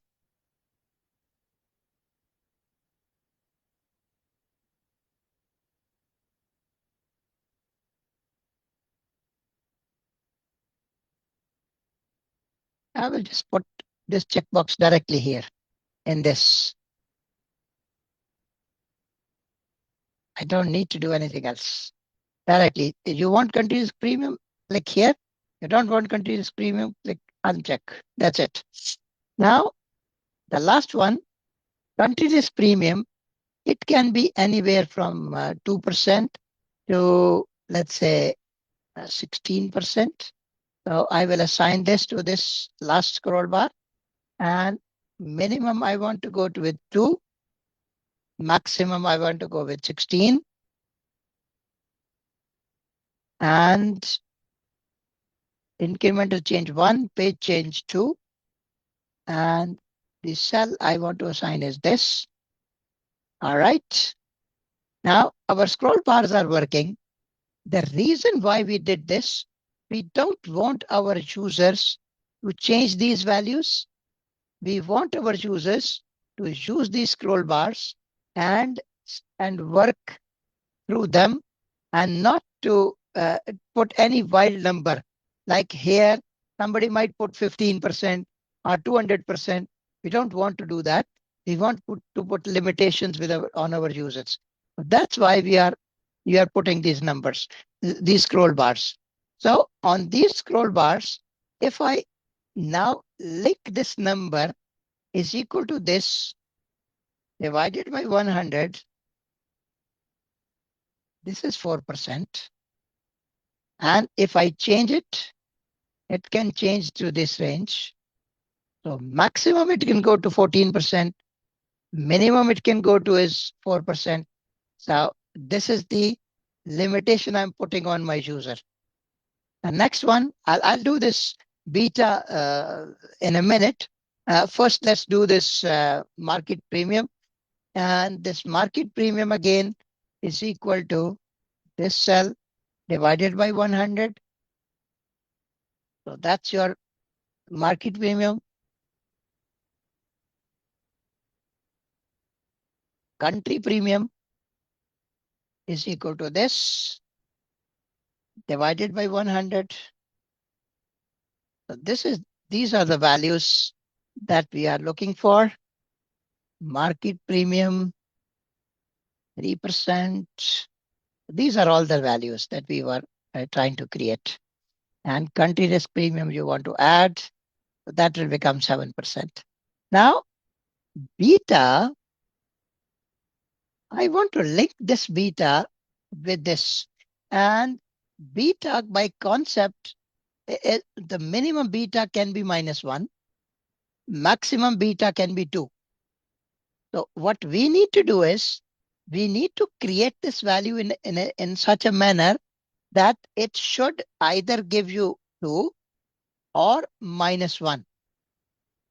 So I have to bring in a mathematical equation that makes this beta as -1 or maximum 2. So this is,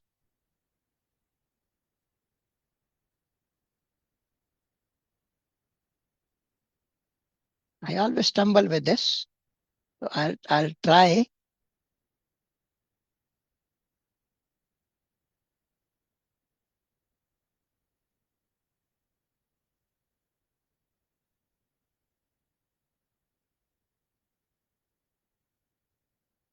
So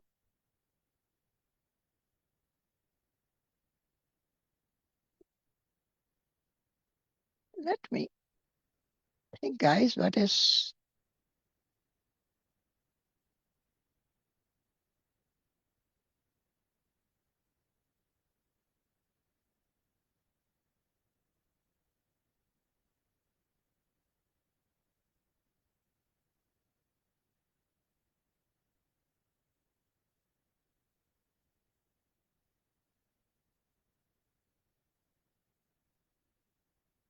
bear with me, please. I'm trying to understand the mathematical equation.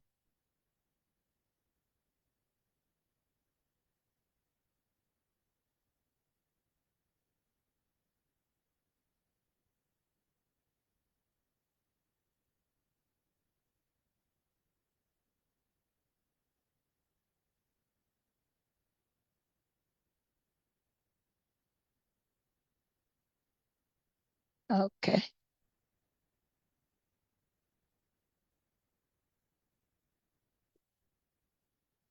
First, let me 100 divided by this number.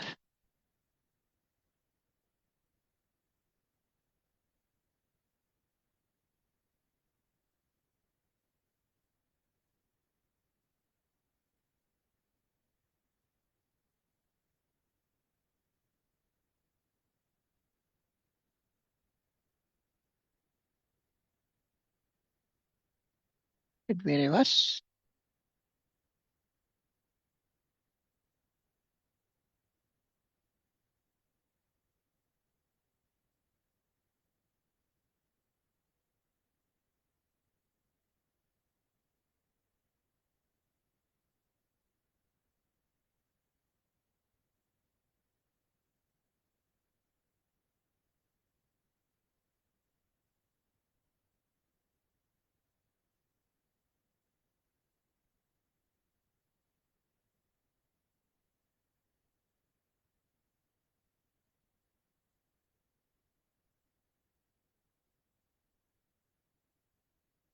Okay. The first part of my, I think I have cracked the code. Uh, if I multiply 3 with the contents of this cell and divide it by 100, it, it moves from 0 to 3. Okay. Now all I need is a -1. So if I add -1 plus, if it is 0, I get -1. If I take it all the way to 100, it will become 2. So that's my beta, -1 to 2. So beta can go from -1 to 2. So here is my graphics user interface ready.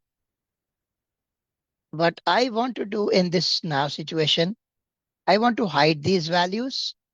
How do I hide these values?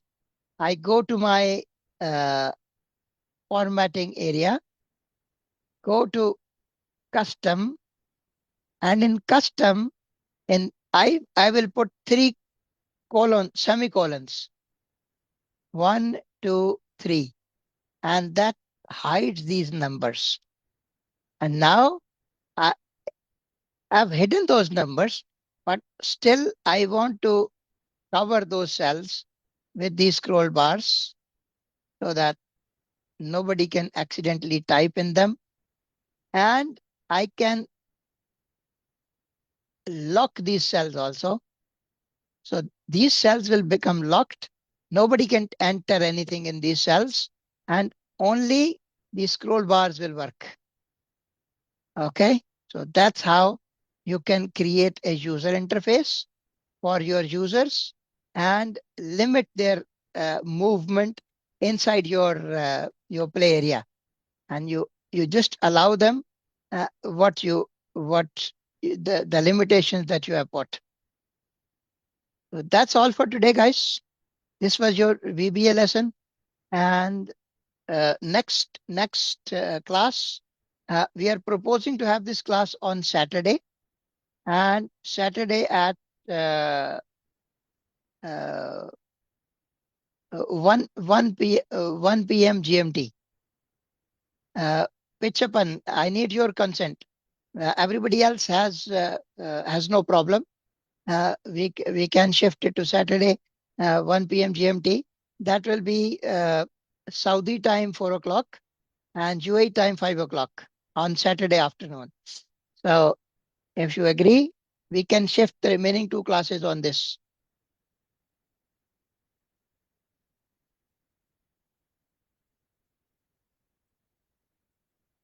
I'm waiting for the comment from Pichapan. Uh, Anybody else wants to say anything about today? You're most welcome. I need your comments on today's session.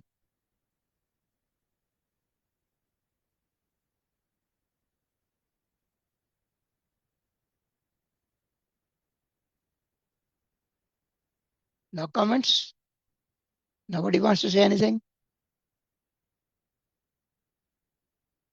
Guys, can you hear me?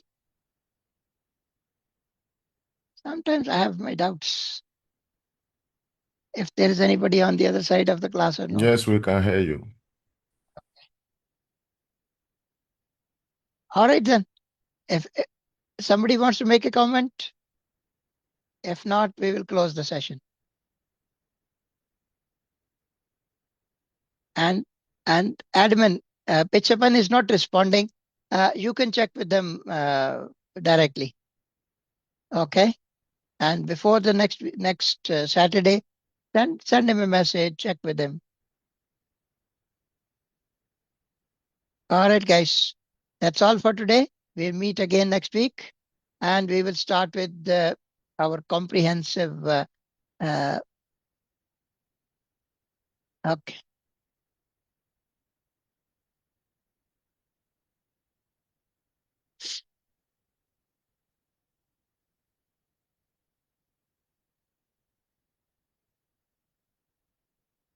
Okay, guys. See you next week. And we will start working on a comprehensive model where we will create 5 years projected financial statements from the historical financial statements of the company. And we will then uh, evaluate that company in our last session. Good night. See you next week. Bye. Thank you. Thank you. Bye-bye. Bye.